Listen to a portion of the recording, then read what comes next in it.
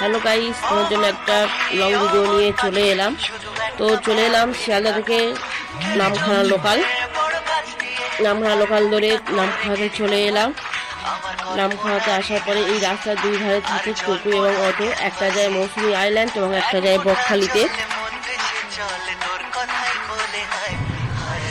তো আমরা বকখালিতে চলে এলাম টোটো করে। এবারে যাব সেই একটা সুন্দর দৃশ্য দেখার জন্য লাল ব্রিজ, যা কাংড়ার দেশ লাল ব্রিজ বলে। দেখো বন্ধুরা, জঙ্গলের মতো দিয়ে যাচ্ছি লাল ব্রিজে।